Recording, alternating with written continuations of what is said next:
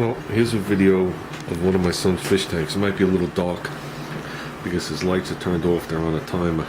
Okay. See, these are the things I appreciate.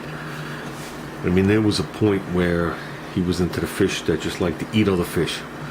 We had, at one time we had, what do we have?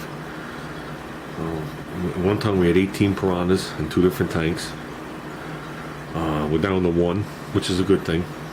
You know, watching them tear things apart isn't exactly what you want to see all the time. But he decided he wanted to set up a fish tank with plants, and you know, and angelfish. Like I said, I wish I could turn on the light.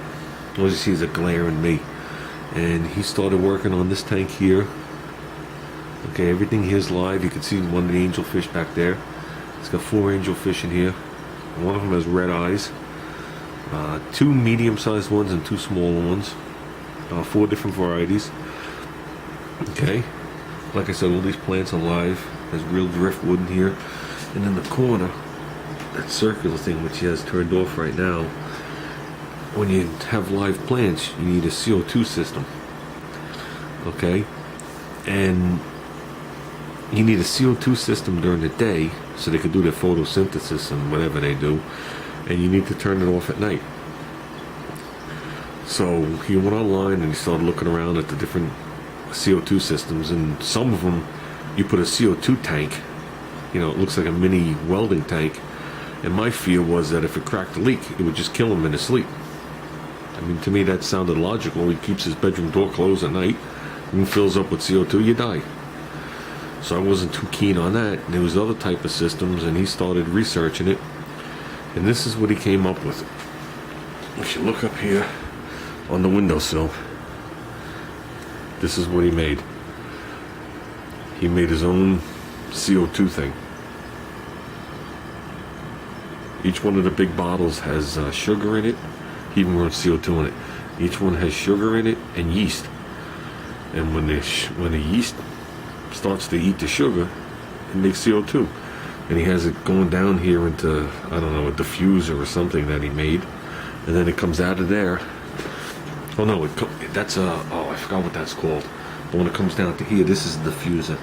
And it puts these tiny little miniature little bubbles that float across the whole tank. And the plants feed with it. And it actually works well. He turns it off at night. He turns it on during the day. There's a little valve. So unfortunately, like, the tank is dark. He has it hooked to a timer. So he's anal like I used to be. Oh, there are a couple angels up in there. There's one there. There's one guy hanging up there. I don't know, maybe they had too much CO2 today.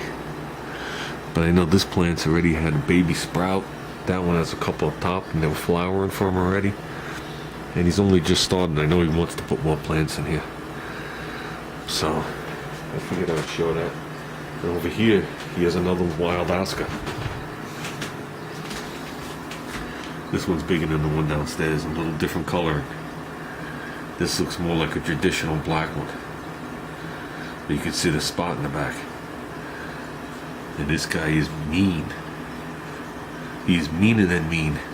And you could just see by the look in his face, he's like, yeah, stick your hand in here. I'll show you what I'll do. So, I got the other one with the different coloring. Every once in a while mine will have this type of coloring, but mine's usually like a slate blue and a little red in it. So, he does a really good job with his fish and animals. I mean, he's right now, well, we took a lot down, so right now we have a 29 gallon going, we have 3 55 gallons going, and a 125 gallon going. So, and he's always loved the Oscars, which I like them too. I think they're very pretty fish. And then this other tank, whoop, there he is.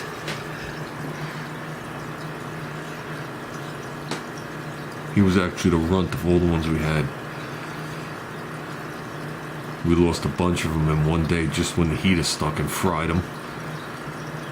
And then one of them got sick, and we put a chemical in there that you can't put with piranhas. And that killed 90% of them. And he looks a little weird. Oh, no. There you go. These guys, they're very skittish. You think from watching the movies that you put your hand anywhere near the tank and they're going to come chewing through the glass. But they're actually very shy. And when at one point we had a dozen of them in one tank, and they were this size. You put something in there and they made the water boil. So, another simple tank, but very pretty.